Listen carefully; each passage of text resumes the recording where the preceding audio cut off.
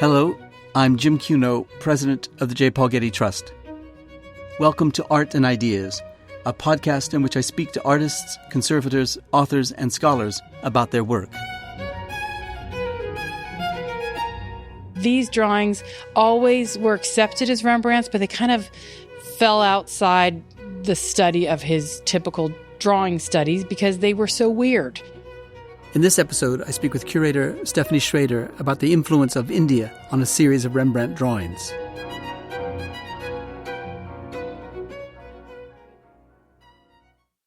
Babur was the first Mughal emperor. He descended from both Timur, founder of the Timurid Empire in Persia and Central Asia, and Genghis Khan, founder of the Mongol Empire. By the late 15th century, Babur captured Samarkand and drove south, crossing the Hindu Kush mountains to capture Kabul in Afghanistan. A few years later, he launched his first military campaign against Hindustan, reaching Delhi by 1525, where he set the foundation for the rise of Mughal rule in India for the next 300 years. Jahangir, the fourth Mughal emperor, ruled from 1605 until his death in 1627. It was during this era that Mughal painting reached its greatest height. At the same time, European Jesuits and Dutch traders were bringing books, engravings, and paintings with them when they traveled to India. Jahangir was fascinated by these European examples, and he had his court painters copy many of them. At his death, Jahangir was succeeded by his son, Shah Jahan, who ruled from 1628 to 1658. Shah Jahan is best known for his architectural patronage, which includes the commission of the Taj Mahal. He also continued the Mughal tradition of encouraging court painters, some of whose work made its way to Europe and influenced contemporary painters there. One such European painter was Rembrandt, who made 25 drawings after Mughal paintings. One of those drawings is in the collection of the Getty Museum. It shows the Emperor Shah Jahan and his favorite son, Dara Shikoh. Rembrandt's interest in Mughal paintings prompted Getty Museum curator Stephanie Schrader to organize an exhibition called Rembrandt and the Inspiration of India, which opens at the Getty on March 13, 2018. I recently met with Stephanie in the museum's drawings study room to look at one of the drawings that will be included in the exhibition and to learn more about Rembrandt's interest in Indian painting. Stephanie, why don't we begin by having you describe the drawing in front of us? Yes. You're looking at a drawing by Rembrandt that was made around 1656 to 1661. We're not sure exactly of the date. It's about 8.5 by 11, probably a little bit smaller, inches. And it shows two figures that are drawn in brown gray ink. They are primarily monochromatic in their tonation. And there are two figures standing in conversation. One on the right holds a falcon and looks intently at his companion, who reaches out to him with his hand as to sort of gesture or acknowledge his presence. They're both ornately dressed with elaborate jewelry hanging from their necks, decorating their feathered turbans, from their arms, from their wrists. They have elaborate sashes tied at their waists. They're wearing tight-fitted jackets with long skirts. Their tight-fitted pants ruche at their ankles, and they're wearing open-back slippers. And a better sense of who they are is indicated by the figure on the left, who has an aureole sort of emanating from his head, which implies his divine status. And that's Shah Jahan, the Mughal emperor. Yes. And more or less contemporary with Rembrandt. Yes, exactly. Yeah. And you see him conversing with his son, Dara Shikoh. So the obvious next question is, why did Rembrandt draw this drawing? How did he see, I assume he saw a model for the drawing, which would have been the actual Mughal painting. We call it painting, but it's a work on paper like a drawing. So how did Rembrandt come into contact with this, and why did he then draw this after that Mughal painting? Well, you've touched upon the mystery. How did he come in contact with these compositions from India? I should begin by saying at the time Rembrandt's making this, the Dutch are trading with India. They're in the port of Surat. And where's that? Surat? That's on the eastern coast of India. And they are trading and really have established sort of a stronghold there ever since 1617. And goods such as baskets and weapons and indigo are coming back to Europe. And in addition, we believe paintings. But what's so remarkable about the composition that the Getty has is that it gives a sense of the high quality of Indian paintings that are being brought back to Amsterdam at this time. And this has been paintings that are made for Mughal rulers such as Jahangir, Shah Jahan, and even as early as those made for Akbar. Wow.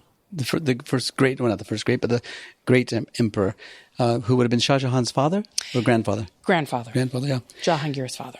So we have this drawing by Rembrandt, and it looks like it's a fairly accurate depiction of the Mughal model that preceded it, but it has the look of Rembrandt about it. So where am I seeing this look of Rembrandt about it? Well, I think the most obvious place you're seeing it is in the position of the feet.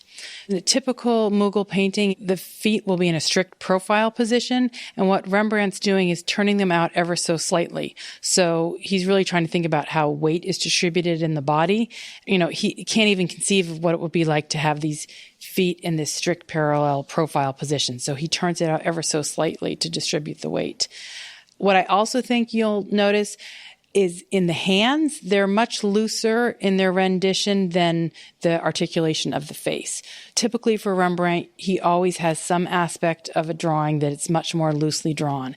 And although he's given incredible attention and detailed renditions of the jewelry, of the different types of fabrics, of the wrapping of the turban, the hands are very loose.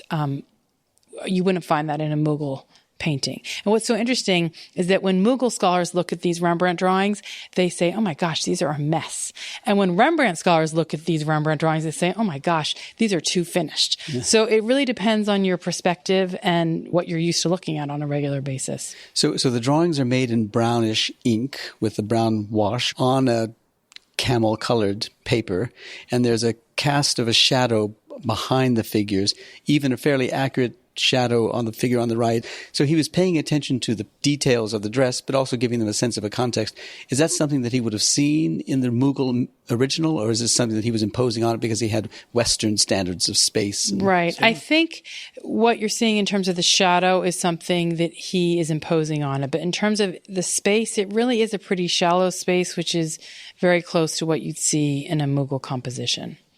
But what you notice is the sheen of the paper. You talked about the color. And this is interesting because the Indian paintings that he would have seen are going to be heavily burnished. So every layer of paint, after it's applied, it is burnished from behind to give it its luminosity. And what you're seeing here is Rembrandt trying to somewhat evoke this sort of luminosity by using an Asian paper, which has a more yellow kind of tonation to it, and also it's more luminous than you'd see if he was using a European paper. And what's also remarkable about that is that it's the only time he uses Asian paper for his drawings. So he made 25 of these altogether, and they're all on this Asian paper. And even though we know he used Asian paper for prints, he didn't use it for the drawings. And what I believe is that he's using this type of paper as a way to imitate and emulate the paper that would have been seen on the Mughal paintings. Are they actually the same kind of paper, or they have the same They're appearance? not the same exact kind of paper, no. Yeah. One's, the Japanese paper, which many people believe this is made of gampi fibers that are particular to Japan and not to India. And the Indian papers are using fabric and sometimes silk, which is more common there, and so it's not going to be the same type of fiber, no. Yeah. So Rembrandt made 25 drawings after these Mughal paintings, that is 17th century Indian paintings. Are the other 24 drawings of similar nobility in terms of subject matter? So what's interesting is that of the 25, Rembrandt made 8 portraits of Shah Jahan, who was his contemporary. The others is either Jahangir, who's Shah Jahan's father, or Akbar, who's, the father of Jahangir. So this lineage, this Mughal lineage is very important. Or he shows the princes. So in this case, he shows Dar Shikoh, who doesn't go on to be the ruler after him because his brother kills him, but he's showing all the sons that could have been the rulers and were often rulers in other regions, just not on an imperial scale. Why did Rembrandt make this drawing? Now, that's a good question. So I believe if we just had one, I would have thought, it's just one of those flukes. He saw one composition and he wanted to make just one copy of it. But the fact that he made so many of them, to me, is indicative of the status of these paintings in the Dutch culture. We know from one of his contemporaries, there was a whole poem written about Indian painting, its wondrous quality that was, the artist had taken the crown from European artists. So it had a level of status, probably because of its rarity, but also because of its incredible finish. Remember, Mughal paintings were made using squirrel hairs and sometimes with just one single hair of a squirrel hair. So very, very delicately rendered. So they did have a status. And we also know that the Dutch were trading in Asia. And we have other instances where artists are buying Indian paintings and giving them to the upper echelons of the Dutch East India Company as a way to gain access and to gain favor. So this type of artwork had a certain level of cachet and importance.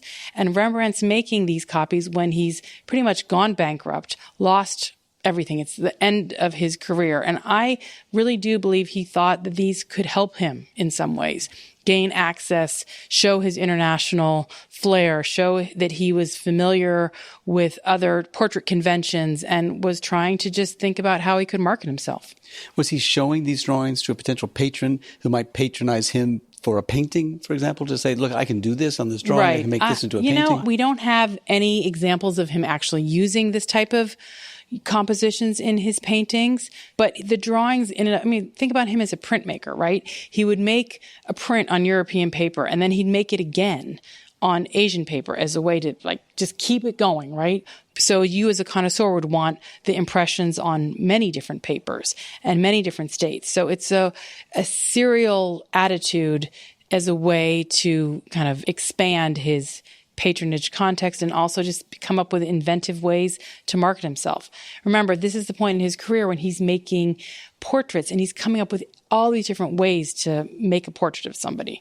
So not just the finished technique he did in his early career, but sort of the looser, the Jewish Bride, for example, all these different ways of rendering individuals as a way to show his virtuosity and his versatility. He didn't make prints of the same subject matter. No. So I'm struggling with what role this would have played in his working process. Right. It might have been just a fantasy that he had, that he was enamored of these paintings and he wanted to respond to them in some kind of way. Mm-hmm. But if he didn't make them for prints that could then have been marketed and sold in numerous copies, or if he didn't make it into a painting, I'm assuming there's no painting that has even any painting that's got an Indian figure in it, identifiable as such. No, but he did make 25 of them. So, and they're all on Asian paper. You don't just do that for yourself. You don't just do that for your private musings to show your pupils. That had some type of function other than him just trying to copy and get it right. I think it could have possibly been conceived of a series, or another argument has been that perhaps he made them because he wanted the originals. He couldn't afford them, so he copied them as a way to remember what he couldn't have or to record what he didn't have. But we do know that Rembrandt, he did make copies of other works of art. He had an incredible collection. And he had many Italian Renaissance works in that collection. And we know that he would go to auctions and copy things that were on sale that he knew he wasn't going to be able to buy. He wanted to record them. But he didn't need to make 25 of them to record a Mughal composition. So in my mind, if you're going to make that many of them, it's like he's creating his own album himself. Mm-hmm. Do we know where the original Mughal paintings are? Do they survive? Well, that is another interesting question. Some of them have been connected to the Schönbrunn Schloss in Vienna. There are 2 compositions in the Schönbrunn Schloss that can only be connected. Is that the castle of a famous collector? And Empress Teresa the imperial used them as wallpaper in one of her reception rooms. So they have been found, some of the compositions have been found there, but we can find the same compositions in many other collections, because one thing you need to know about the way Indian artists work, they would repeat the same composition again and again. Sometimes they would just replace the heads of the ruler, so you can find the same composition with different rulers standing in conversation, one holding a falcon in many different instances. What was remarkable about that collection is that when they've taken them off view and disassembled this whole crazy wallpaper construction, they have been able to do more work and find out that they had Dutch inscriptions. So once you see the Dutch inscriptions and once you see a composition that looks like Rembrandt's, everyone says, oh, that must be the source. But we found that only half of the drawings can be connected to compositions there. So there are still 12 other compositions that have no connection to the Schönbrunn lost. So that led me to believe that, the source has not been found and we can't trace it to that collection specifically. So we have 25 drawings by Rembrandt after these Mughal subjects, Mughal paintings, and they all end up being collected by an 18th century English collector. How did that happen? How did that happen? Well, we know that Jonathan Richardson, who's the 18th century British collector that you're mentioning, is a great fan of Rembrandt. He owned hundreds, I think 250 drawings by Rembrandt. So we know that Rembrandt was one of his favorite artists, and we know that he did his best to collect as many great examples as he could by Rembrandt. But who he bought them from, he didn't buy them directly from Rembrandt, and we don't have any collector's mark on the drawing that dates it to a collector before Richardson. So that's really sort of as far back as we can go. So Richardson was a great collector of Rembrandt, obviously had a taste for the Rembrandt paintings and drawings. Did he have a taste also for things Indian, given the role of the English in India at the time? Did he have Indian paintings? He did have other Indian paintings, and they have his collector's mark on them. We have 3 examples of Indian paintings that he had. People just assumed they were Rembrandt's because they had a similar look to them, and they kind of got grouped together as Rembrandt's when they were Indian. So that, to me, gives a sense of how, Rembrandt's fascination with India almost preempted any British fascination in a way, because they became Rembrandt's instead of Richardson's collecting of them. So they stayed with Richardson until his death? Until his death. And then were they sold at that time? Yes, 1747, and they went to British collections. So you see our drawing was in the collection of Thomas Hudson. And so they stay in Britain for a while and then subsequently get sold. Ours was bought at, I think it's Sotheby's. So they get dispersed after that. The British Museum has the largest collection of them. So they have 6. So they did stay in England for quite some time. Right. Now we're talking about this drawing because you're doing an exhibition and looking at these other drawings and at the phenomenon of Rembrandt copying or drawing after the Indian Mughal original drawings or paintings. How did you begin to explore this topic? I was a graduate intern at the Getty in 1993, and I did an exhibition on costume and drapery studies, and this drawing featured in that exhibition, but I never really felt like I really fully unpacked what was interesting about this drawing. And then after that, working here, I worked on an exhibition telling the difference of Rembrandt and his pupils, and I was looking at connoisseurship and issues of connoisseurship. But these drawings always were accepted as Rembrandt's, but they kind of fell outside the study of his typical drawing studies because they were so weird. They didn't look like Rembrandt because they looked like they were Indian. So I like those kind of stories when something is an anomaly and when it doesn't quite fit in, and trying to make sense of its importance to Rembrandt. So I just kept digging. And I met through the scholar program people who were interested in Indian artists looking at European artwork. So I started having a dialogue with different scholars and found out that Indian artists were copying European prints long before Rembrandt even, possibly could have seen an Indian composition. So trying to unpack trade and art and diplomacy and cultural exchange, how all these kind of issues enter into this drawing. It's not just about Rembrandt, it's about Rembrandt and the world, and Rembrandt reaching out, and Rembrandt looking at his own traditions, but really through the lens of another tradition. Now, you had a very successful exhibition a few years ago about a drawing by Rubens of a man who apparently was Korean, although there was some debate about where his ethnic origin or his national origin was. Did that prompt this as well? Did that figure into your planning? The success of that exhibition made me go, okay, well, let's think on about other drawings in our collection that speak to a different audience. As you know, the Getty has primarily Western European artists in our collection. And I was a student ambassador to Asia when I was in high school. And I think it always made me think about other cultures and how our Western tradition interacts with Eastern traditions. And this is it. This is the only 2 drawings I've got that reflect on those different traditions. So that's another reason I came back to it. And now you're going to India. I am. One of the drawings in the series from the British Museum is going to an exhibition, India and the World, and it won't be here in my exhibition. So I decided, well, if it can't be here, I'll bring my exhibition to India, so far as that I will speak about the drawings and what they meant to Rembrandt. Because I do think for many people, just like that was true for Rubens, it's really interesting for them to say, wait, Rembrandt knew about India? How could Rembrandt know about India? How could he have even had that connection? And in fact, we know the whole history of India, the Mughal Empire, there were Dutch accounts of it. He could have read them. Some of them were illustrated. So it wasn't so unfamiliar to him.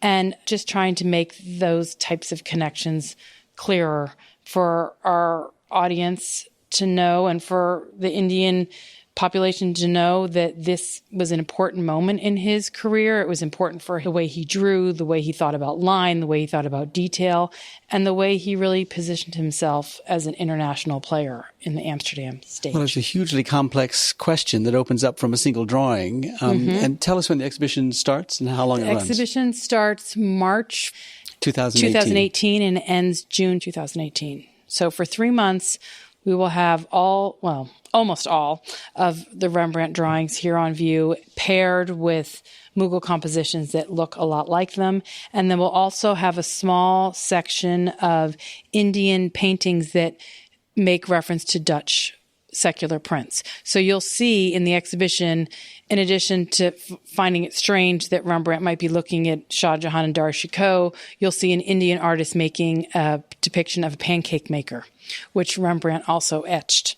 You know, I like to think about these exchanges being both ways. It's not just Rembrandt looking to India, but it's also about India looking back to the Western tradition. Well, it's an intriguing subject. So thanks for the time on the podcast, and thanks for the work you've undertaken to produce this exceptional exhibition and catalog going to be associated with it.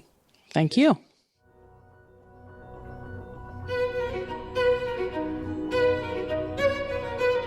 The exhibition, Rembrandt and the Inspiration of India, opens at the Getty Center March 13th, 2018.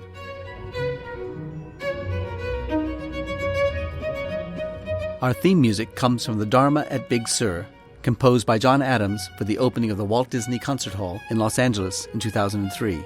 It is licensed with permission from Hendon Music. Look for new episodes of Art and Ideas every other Wednesday. Subscribe on Apple Podcasts or Google Play Music. For photos, transcripts, and other resources, visit getty.edu/podcasts. Thanks for listening.